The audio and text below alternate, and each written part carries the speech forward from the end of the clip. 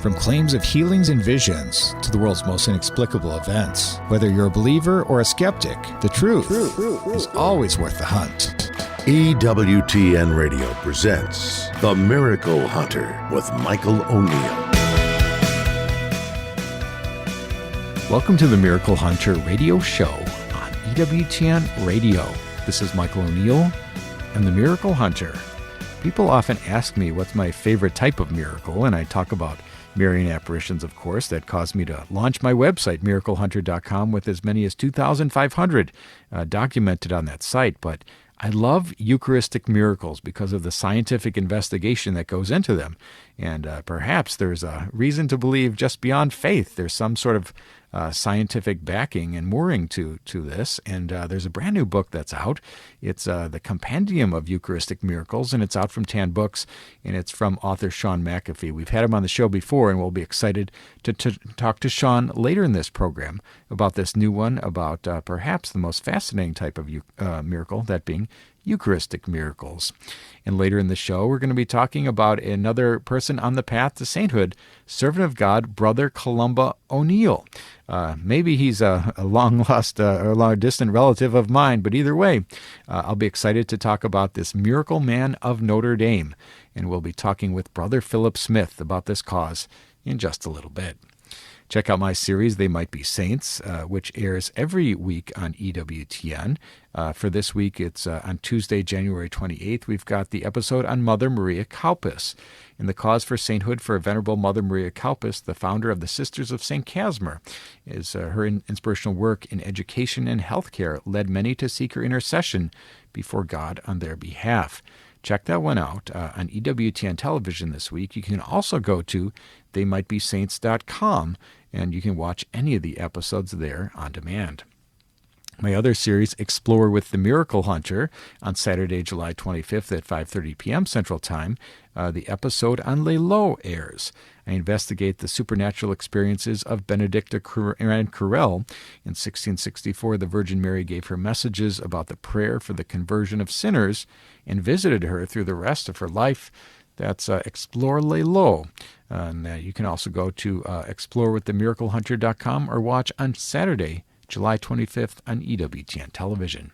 And the question of the week, we always like to answer people's questions. I have a pretty strange and interesting email inbox, to be sure. And I love answering questions when I give talks around the country, but I also like getting the email questions. And this is a good one. What if a potential saint has 2 approved miracles? Can they jump ahead to canonization? That's a great question, James. I'll be answering that one later in the show. And the miracle of the day is the famous Russian icon of Our Lady of Kazan that happened. The event there happened on July 21st, 1579. We'll be talking about that one in just a little bit. Let's take a look at the miracle news. We do this every week where we talk about a miracle happening somewhere in the world or those things that relate to miracles. And I always get excited because Pope Leo is traveling so much and going to so many places around the world, places that I filmed at with EWTN for the Explore with the Miracle Hunter series. So every time he goes to one of these miracle locations of mine, or that I've been to anyway, I'd like to report them as part of the miracle news. So for this week, we have Pope Leo. He visited Monte Cassino Abbey in Italy, and he went there to pray for peace. And of course, on the Explore Monte Cassino episode, we told about the life of Saint Benedict of Nursia, the great miracle worker who lived there and built that monastery. And that abbey there is truly one of the highlights of Italy. If you're ever in that region, I encourage you to go up there, go up that mountain and check it out.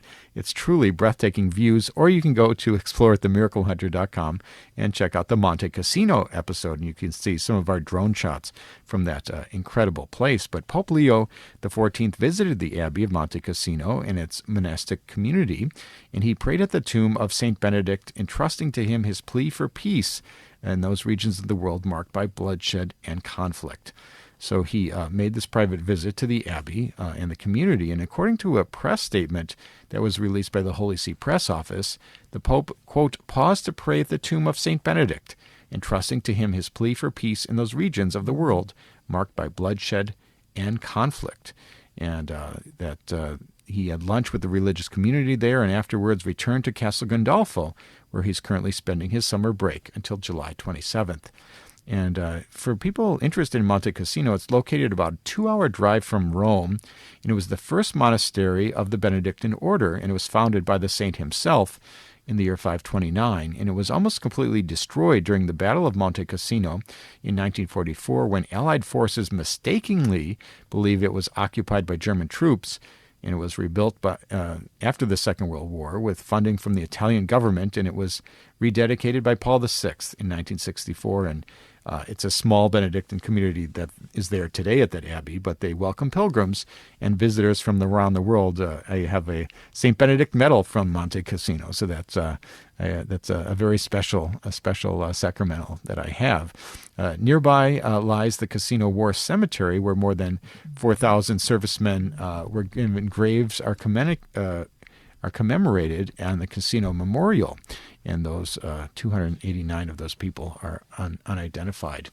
And close to the abbey is also the Polish War Cemetery, and this is the final resting place of Polish soldiers who died capturing Monte Cassino in 1944, and Christian crosses and stars of David on the headstones reflect religious diversity of all those who gave their lives during this campaign.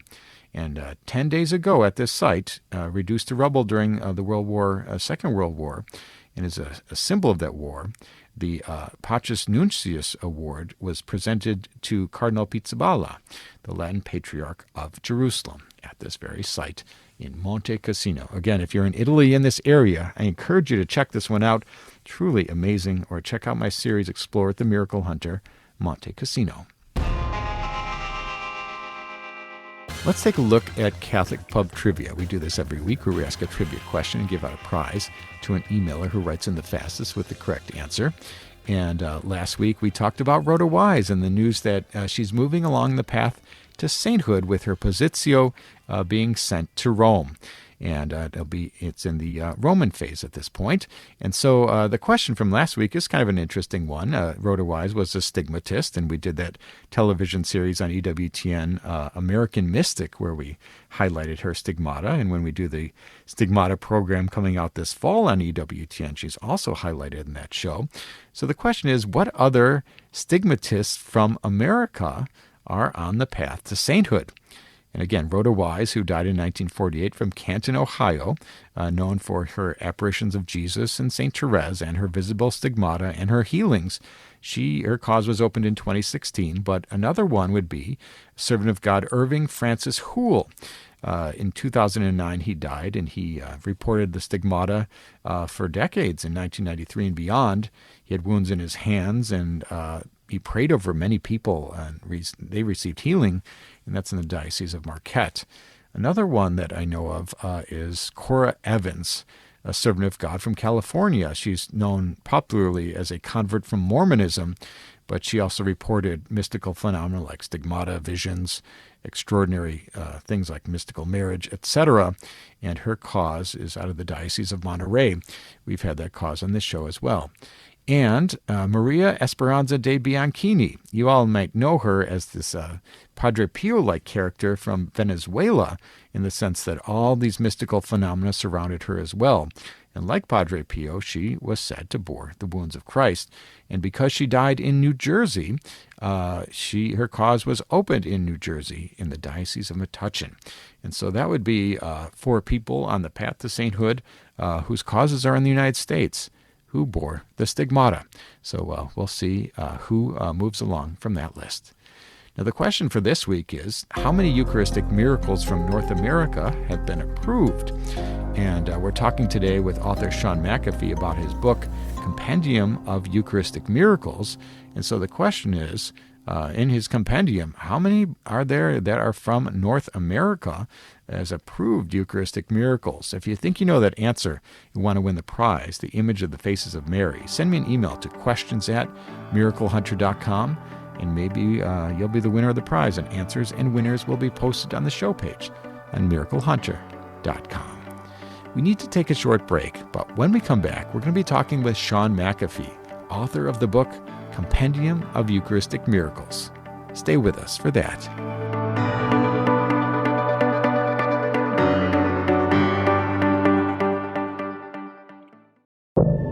Now, back to the Miracle Hunter on EWTN. Here's Michael O'Neil. Welcome back. You're listening to the Miracle Hunter radio show on EWTN Radio. This is Michael O'Neil and the Miracle Hunter.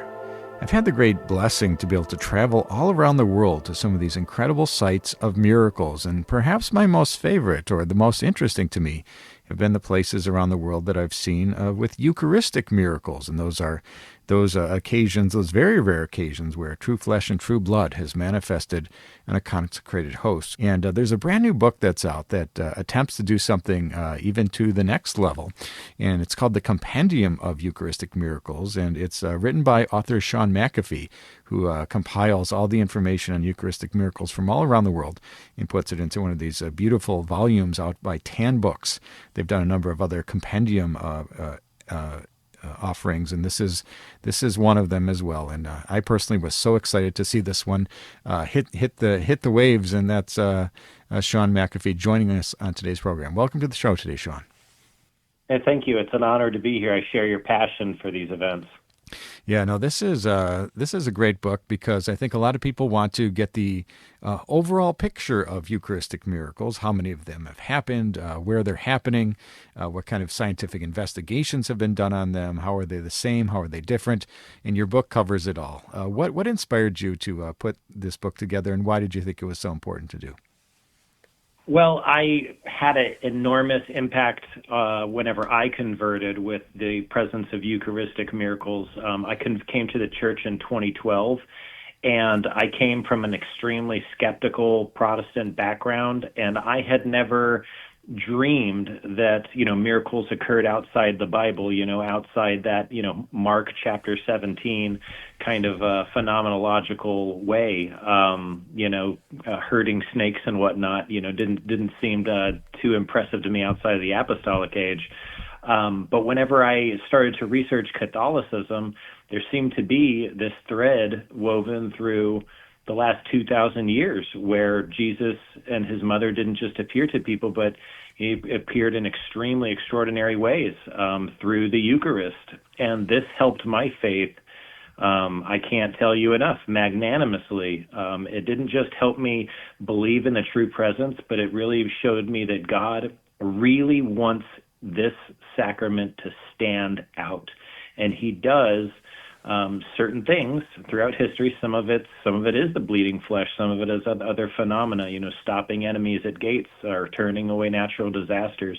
The way that God has interacted with his people through these events really took a real positive way for me. And I had the inspiration and the green light from a publisher to go and dive in and tell all these stories. And it was a big privilege. Yeah, no, it's an amazing work. It's Compendium of Eucharistic Miracles, and it's out from Tan Books. And we're talking to you with Shaun McAfee, the author. And I know that the book includes over 100 Eucharistic miracles that span the entire Christian history. And what types of Eucharistic miracles do you focus on in this book? I know there's a certain variety in Eucharistic miracles. There is a variety. Of course, I wanted to do the blood miracles. I wanted to do the famous ones. I wanted to do the natural disasters. Like I said, there are floods that have been turned away, mountain slides that have been turned away. I wanted to do the ones where the Eucharist was preserved, either in a fire, or there are many, especially in Eastern Europe, where the Eucharist was preserved, after many years of being stuck in mud or stuck in a wall. There are all kinds of these miracles. Really, I don't know that we can even categorize them. There might be so many different types, but that's kind of like a roundabout way of giving you kind of the breakdown of how they're categorized. Yeah, no, that's a great overview. And of course, the ones that fascinate me the most are the ones that have been investigated by science. I think that so many people, they may come to belief or their faith may be strengthened by the fact that various scientists throughout the world, and top scientists, not just these guys off the street. These are top investigators who have come up with some kind of amazing conclusions about the flesh and the blood being fresh, and the flesh and the bread being intertwined in an inexplicable way, and the blood type matching and things of this nature. What did you find when you looked at the scientific examinations of Eucharistic miracles? I found that it was much deeper than my than my limited non-scientific capacity could communicate. One of the things that I wanted to achieve in the book is I wanted to simply present information. I didn't need to do, the miracles speak for themselves. I didn't need to do anything persuasive. I didn't need to retell these stories in a way that convinced believers or anything like that. So what I did is I reached into all the modern resources available. I reached out to some friends who are in the scientific Catholic community and who have investigated these types of things, or at least can provide some analysis and critique on the ways that these events have been investigated. And I kind of gleaned from there, but I didn't really try to do any restructuring or any re-examination of the veracity of these. I just wanted to present the information on how it's been conducted. And I was pleasantly still really surprised with the amount of information that came back. It goes beyond just coincidental blood type, AB. They of course, have multiple different types of miracles from locations conducted over, different decades over the course of the last couple hundred years, where the conclusions come out the same despite different scientific analysis and despite the advances in the scientific community, and the way that we process these.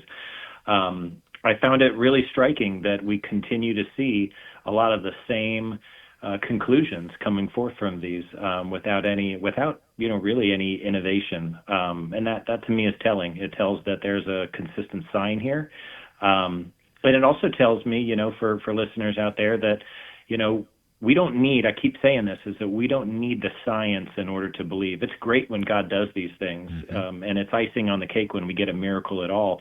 But what we really are asked to do with these is we're asked to deepen our faith, regardless of whether or not the miracle, holds up under a microscope. We're called to believe in what the real presence is because Jesus Christ says it is what it is. The miracle is really just a great benefit and mercy that God gives to us.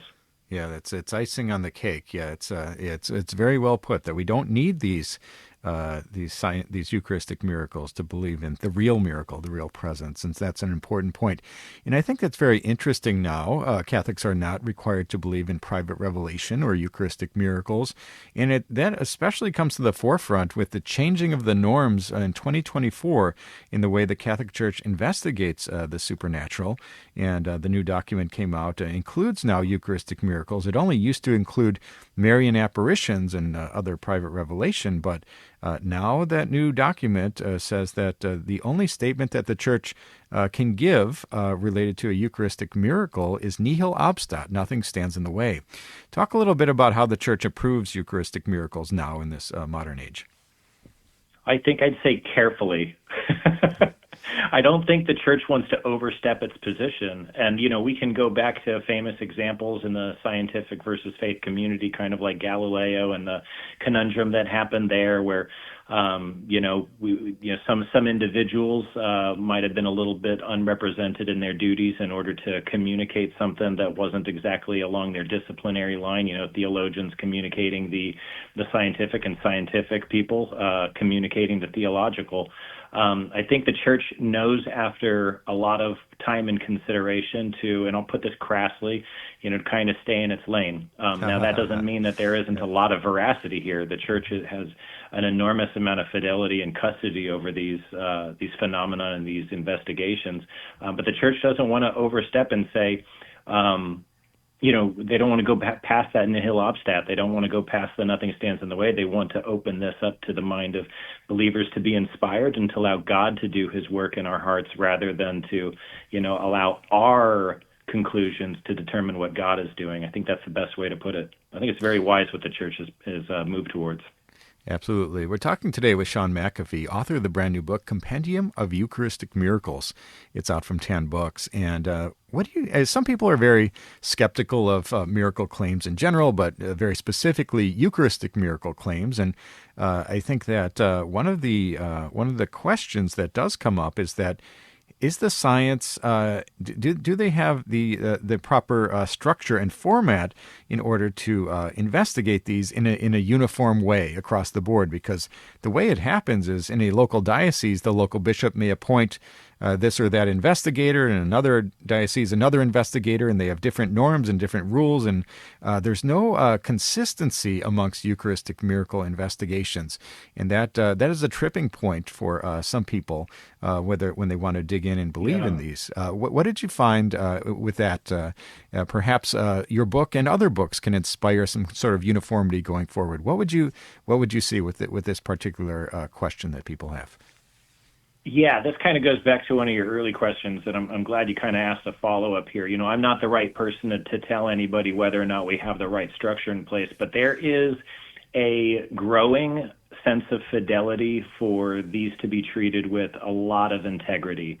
And that's kind of putting it in layman's terms, right? There's a deep concern among some in the Catholic community, a very well-intentioned and well-meaning concern, that we don't just take, let's just put it out there, like the World Health Organization's investigation with one guy in a room, so many years ago. Let's just take his word for it. We really want this to be, have as many eyes on it as possible. We want people to have open criticism, even good Catholics to be able to take a sharp criticism to the approach, and to be sure that we are treating this entire process with integrity. Of course, we want these things to be real. And that doesn't stop us from pursuing the truth.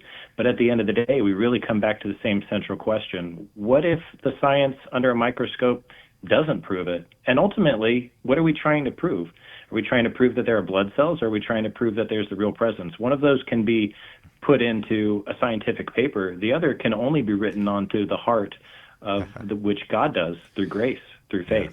Yeah, very well put. And for those people who are interested in this book, Compendium of Catholic Miracles, out from 10 books, and your hope with this book, if they take one thing away from it, or how it might contribute to a Eucharistic revival, what's your hope for the future of this book? I really hope that people are inspired by these stories and deepen their faith in the Eucharist. Simply put, I want to see crowds pouring into adoration. I want to see people opening their hearts up to devotion to the Sacred Heart. I want them to know that God is, when we're in those moments of struggle, and all of us are right now, whether it's as parents or with our careers or with our marriage, we all feel this silence of God, and we say, God, where are you? And we go through that. Everybody does. Well, he's in that tabernacle. He's there at adoration. He really is there. We don't have to keep searching. He's with us in a real and profound way. And we don't have to have a miracle in order to say that. It's icing on the cake when it happens. He says that, through history by giving us these events. But he doesn't just do it for these small communities in Europe and in the Indo-Pacific and so forth. Mm-hmm. He gives it to the whole world to observe. And whenever we take that into consideration, I think that we can see our own miracles in our own life and stop treating things as coincidences. Get to adoration and expect God to work enormously in our lives when we do it.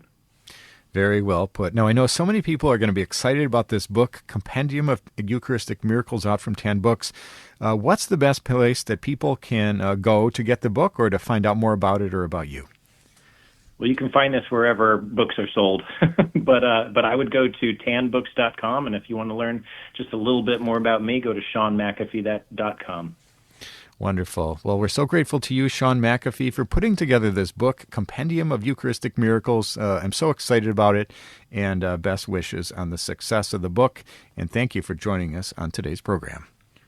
Yes, Michael, I want to just give a quick shout out. Thank you for your guidance before this project got started. It was a big help. Thank you.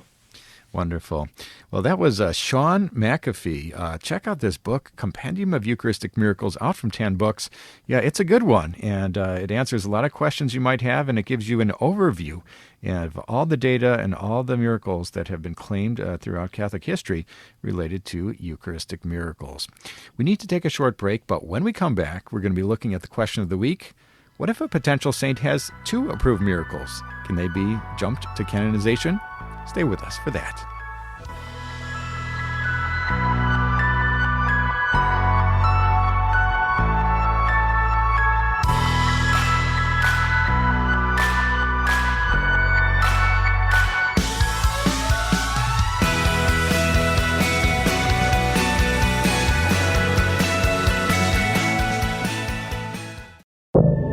Now, back to the Miracle Hunter on EWTN. Here's Michael O'Neil.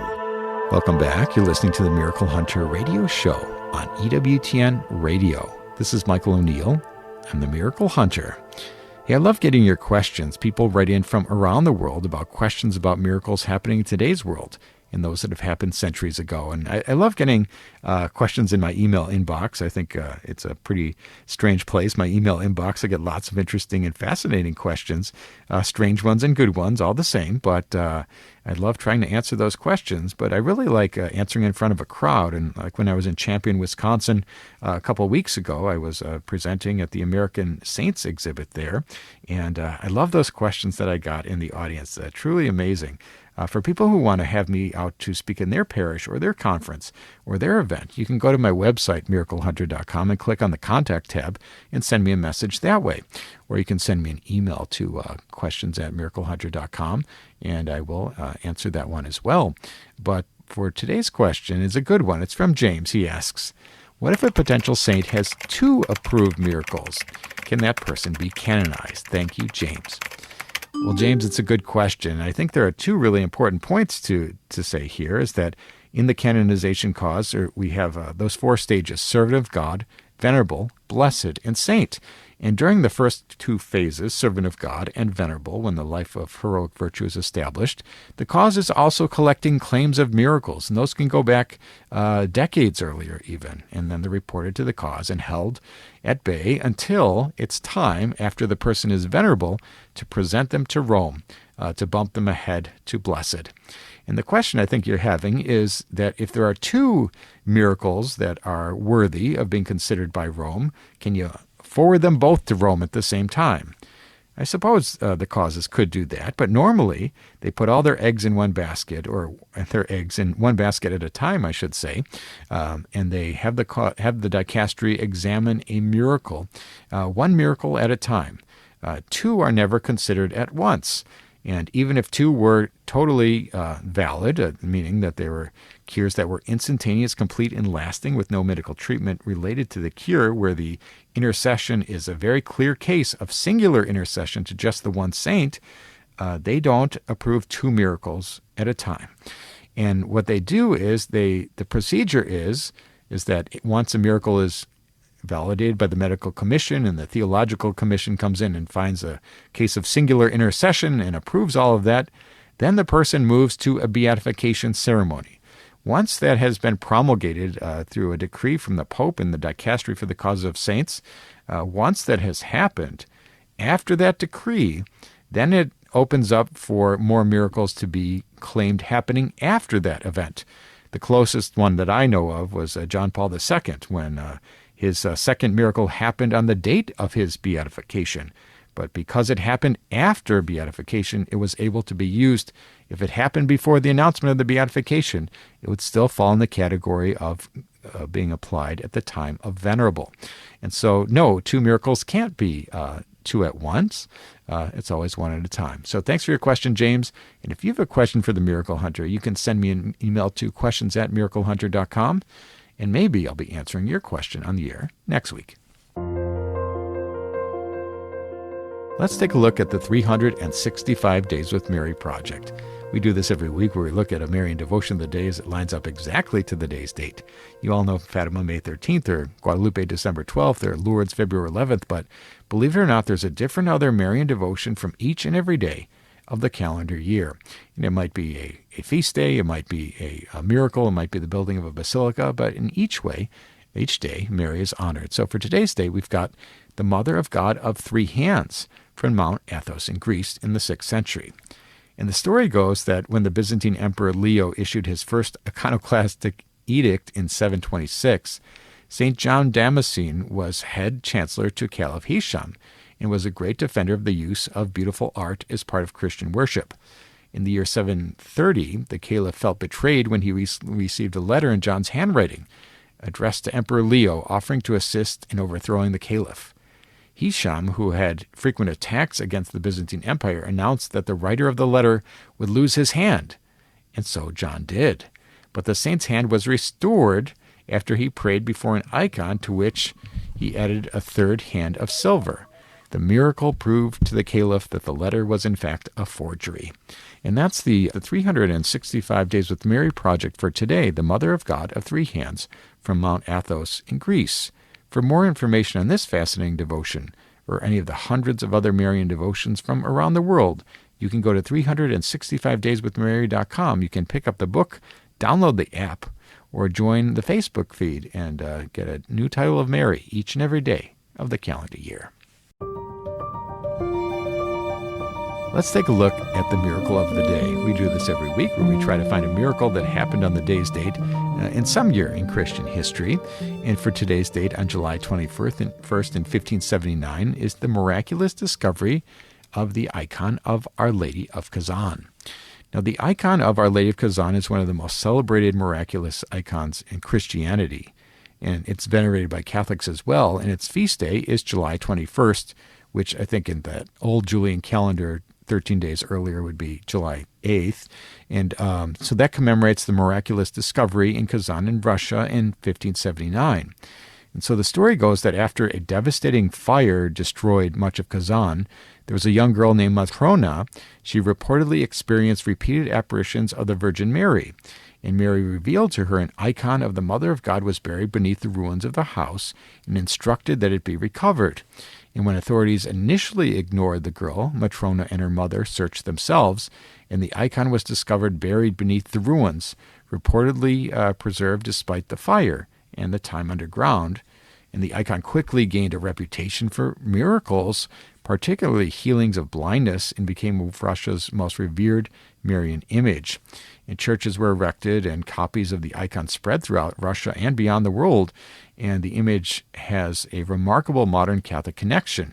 A famous copy eventually came into Catholic hands, and it was kept for years at Fatima, and later in the apartments of John Paul II. And in 2004, he returned it to the Russian Orthodox Church as a gesture of Christian unity. And that is the miracle of the day, the discovery of Our Lady of Kazan on July 21st, 1579. Sainthood news, we always look at they might be saints and those people advancing along the path to sainthood, from servant of God to venerable to blessed and then to saint. We always try to keep you up to date on who's coming down the pipeline. And last month, Pope Leo received an audience His Eminence Marcello Semeraro, the Cardinal Prefect of the Dicastery for the Causes of Saints. And during this audience, the Pope authorized the Dicastery to promulgate a decree regarding the heroic virtues of the servant of God, Maria Petra Giordano. She was born Nicoletta, and she was a professed nun of the Order of Preachers, born on July 4th, 1912 in Naples, and died on June 21st, 2006 in Bibbiena in Italy. And according to the website for the Dicastery for the Causes of Saints, she was a professed nun of the Order of Preachers, and she lived all the Christian virtues and practiced the counsels of the evangelical counsels with commitment and constant fidelity, and she's considered a timely model of virtuous living, and her spiritual journey can be applied to everyone's life. Faith and vocation were the cornerstones of her life. And the might-be saint of the day for today, we always try to find somebody whose death anniversary lines up exactly to the day's date. For today's date, we've got Blessed Dario Acosta Zurita, who lived from 1908 to 1931 in Mexico. He was born on December 14th, 1908 in Mexico, and he was a priest in the Diocese of Veracruz, and he was known as athletic, gentle, and charitable. He was martyred in the persecutions of the Mexican Revolution as he was about to start a catechism class for children. And he died on July 25th, 1931. He was shot in the parish church in Puerto de Veracruz in Mexico. He was declared venerable by Pope John Paul II and then beatified in a decree of martyrdom on June 22nd, 2004, and was recognized by Pope Benedict XVI in celebrated by Cardinal Jose Saraiva Martins in a soccer stadium in Guadalajara in Mexico in 2005. And that is today's Might Be Saint of the Day, Blessed Dario Acosta Zurita, who lived in Mexico, and he's today's Might Be Saint of the Day. And for people who are interested in They Might Be Saints, you can pick up my book, They Might Be Saints, available from EWTNRC.com, or you can check out the series, They Might Be Saints. On Tuesday, July 28th, my episode on Mother Maria Kaupas airs, and the cause for sainthood of Venerable Mother Maria Kaupas, founder of the Sisters of St. Casimir. Her inspirational work in education and healthcare led many to seek her intercession before God on their behalf. She's a Chicago saint. She's one of my favorites, Venerable Mother Maria Kaupas. Check that one out, Tuesday, July 28th. We need to take a short break, but when we come back, we're going to be talking with Brother Philip Smith about the miracle man of Notre Dame, Brother Columba O'Neil. Stay with us for that.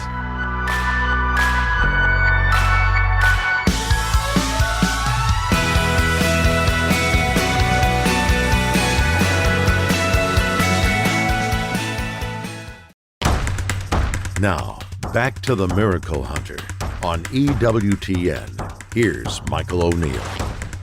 Welcome back. You're listening to the Miracle Hunter radio show on EWTN Radio. This is Michael O'Neil and the Miracle Hunter. People who follow this show know that we love talking about future American saints on this program, and I have a special fondness in my heart, and I attended that exhibit at the Champion Shrine in Wisconsin, where they had the 80 or so people on the path to sainthood in various displays and exhibits. It was truly an amazing event, and there is a future saint who I'm particularly interested in, for a funny reason perhaps. He's got my same last name, Columba O'Neil. He's a congregation of the Holy Cross Brother, and he is on the path to sainthood, and he's known by some as the miracle man of Notre Dame. So this is someone right down my alley. And we're so grateful today to be joined by Brother Philip Smith to talk to us about Columba O'Neil. Welcome to the program today, Brother Philip. Thank you very much. I'm glad to speak with you. Yeah, no, it's an exciting thing to have someone on the path to sainthood from your congregation, I'm sure. And tell us a little bit, for those people who don't know, who was the man Columba O'Neil? Columba O'Neil's baptismal name was John, and he was born in 1848, and he died in 1923. And he and his family lived in Mackie'sburg, Pennsylvania, in Schuylkill County. They came from Kilkenny, Ireland, to the country, went to Pennsylvania, became coal miners.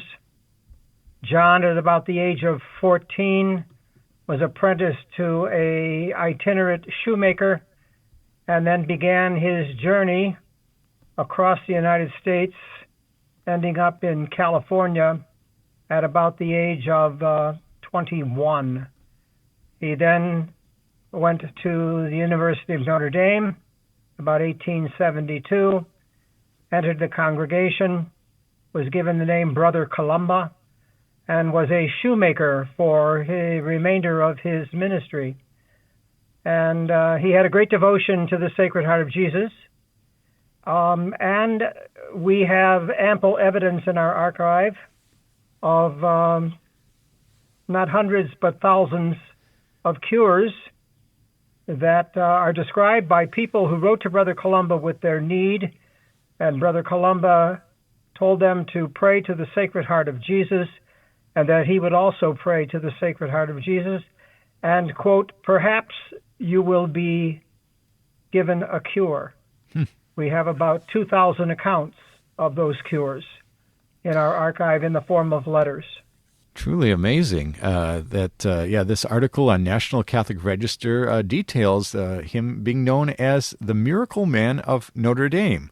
Talk to us about some of these healings, perhaps, an example or two that you might know of that are representative of the types of situations that Brother Columba interceded on. Brother Columba received letters from people all over the United States and eventually all over the world, asking for favors through his intercession to the Sacred Heart of Jesus for all manner of things from the sublime to basically almost to the ridiculous.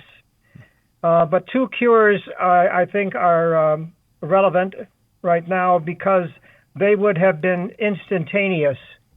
These are ancient cures, and we cannot use those, unfortunately, to advance his cause. But one was of a Benedictine sister whose name was Sister Lioba Holtz, who came from Covington, Kentucky. She had been suffering for many, many years from very bad heart failure. Frequently, the sisters in the convent were quite certain she would not live through the night. Often she was completely debilitated. And she heard that the University of Notre Dame was offering summer school, and she wanted to go. And her abbess told her, no, you cannot go, you're too sick. But the community doctor said, let her go. She can die a happy death there, just as she might die a happy death here in Covington. She arrived at Notre Dame in early June, and then was met by a number of sisters from another Benedictine convent in Jasper, Indiana. And when they heard about her situation, they immediately said, we need to go to Brother Columba. And so they took her right away to Columba Hall, which in those days was called the Community House, just a short walk from the grotto, for those people who might know where that is, on the campus. And they were met there at the door by Brother Columba. And he basically asked the sister what she wanted, and she said that she would like to have Brother Columba pray for her that she would be cured of her congestive heart failure. Now I'm kind of quoting from her letter of describing this, that he went into the house. He came back with a Sacred Heart badge for each of the sisters that were with me, and he gave me two. One he pressed to my forehead, and he asked me, Sister, what is it you desire? And I said, to be cured of my heart disease. And he blessed me with the Sacred Heart badge, and he said, Sacred Heart of Jesus, please cure Sister Lioba. And she said, instantaneously, I knew I was cured. She not only lived that summer, she lived for another 50 years. She became the abbess of her convent. She became a nationally famous mathematician. And in 1933, which would have been 10 years after her cure, she came back to Notre Dame and gave a lecture on her cure to a number of the religious on campus at the time. And that we have her actual written account of this miracle. And then secondarily, there was a young girl in Atlanta, Georgia, who was working for the phone company. And when Spanish influenza broke out in 1918, I believe, in order to maintain her job, she had to be inoculated against the disease. When the inoculation was given, somehow they punctured a nerve. She began to, over the several weeks, encounter extreme pain, eventually had to be hospitalized, and eventually was told by a number of doctors, your arm, we can do nothing for it, it'll have to be amputated. And she heard about Brother Columba. We don't know exactly how, but she did. And she wrote to him, and he wrote back to her saying, here's what you should do. And so she began a novena to the Sacred Heart. And she took the Sacred Heart badge and applied it to a glass tube that was over her arm. And she reports that on the 8th day of her novena, the pain was so incredibly intense that she could hardly stand it, and she thought she was going to die, and apparently slipped into sleep, and the next morning was awakened, and her arm was completely cured. It had returned to normal. There was no scab. There was nothing. And her doctors came in and said, we don't know exactly what has happened here, but medically speaking, it should not have happened. And so her arm was fully restored. There was not even a scar that was left. So those are the two that come to mind for me. Wonderful. Those are truly amazing. We're talking today with Brother Philip Smith from the Congregation of the Holy Cross, and we're talking about Brother Columba O'Neil, who is on the path to sainthood. His the diocesan inquiry into his cause was launched in 2022, and if he were to become beatified at some point, he would join two others from your congregation. Isn't that correct? Father Basil Moreau and Andre Bessette, two people, the congregation's founder, and of course the famous miracle man of Canada. There, Andre Bessette yes. would be. He would join. You would be the third, and so this is no. He would. There would be more than that. You are probably aware of Father Patrick Peyton. Of course, I've done a television series on him, and I think he's venerable at this point. He is, and he is a member of our congregation also. Correct. So if Columba were to be declared venerable, that would be our second venerable. Yes. We have a few others, I guess, that are servants of God currently, right now. But the diocesan phase, I delivered all of the pertinent documents to the Fort Wayne South Bend Diocese in March, and theologians are now looking at the writings of Brother Columba to determine that he indeed lived the virtues of faith, hope, and charity to a heroic degree, and to determine his holiness. And then the witnesses will be called to testify to his holiness. And when that is done, then those documents will be transferred to the Dicastery for the Causes of the Saints in the Vatican. And we think that could be as early as January of 2027. Wonderful. That's coming right up for that positio to be transferred to Rome in that big ceremony. In the box with the red ribbon and the wax seal sent off to Rome for the beginning of the Roman phase at that point. Right. And that's that'll be an exciting time. So for people who are interested in Columba O'Neil and want to pray for his intercession, it sounds like he is quite the miracle worker with quite a record behind him. Where can people go to find out more information about Columba O'Neil and perhaps find a prayer for his intercession? Well, the first place is to the website, and that's just simply brothercolumba.com.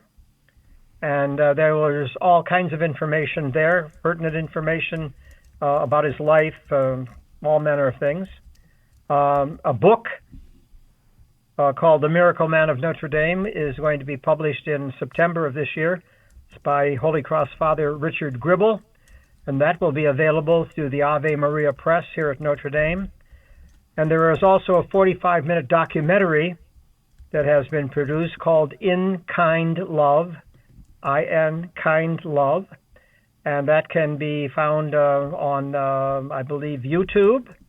So those three areas right there will provide very ample information about Brother Columba. And I might suggest to people that if they are interested in praying to Brother Columba for a cure for whatever it might be, it's as simple. His formula was simple.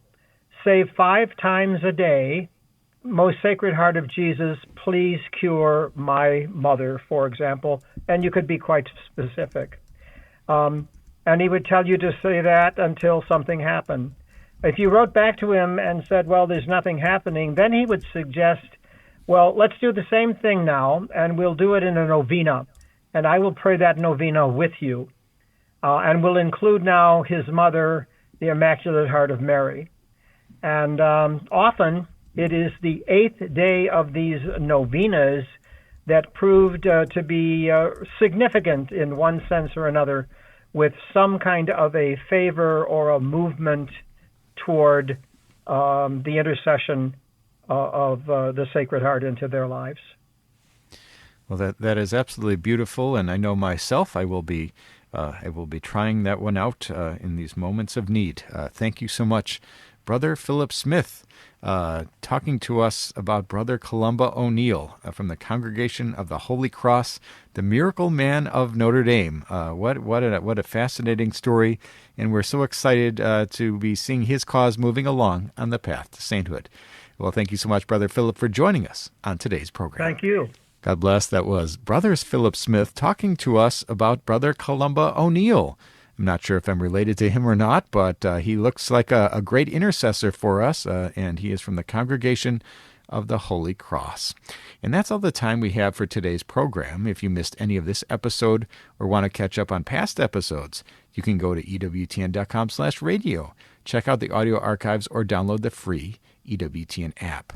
I'd like to thank our guest today, Shaun McAfee, the author of the Compendium of Eucharistic Miracles, out from Tan Books, and also Brother Philip Smith, talking to us about servant of God, Brother Columba O'Neil. Check out my series, Explore with the Miracle Hunter, on Saturday, July 25th at 5:30 p.m. Central Time. I investigate the supernatural experiences of Benedicta Renquerel in 1664, when the Virgin Mary gave her messages about prayer for the conversion of sinners, and visited her through the rest of her life. That's Explore, Lay Low, on Saturday, July 25th. And I'd like to thank you for joining me today on Miracle Hunter, where from claims of healings and visions to the world's most inexplicable events, whether you're a believer or a skeptic, the truth is always worth the hunt. Talk to you next week.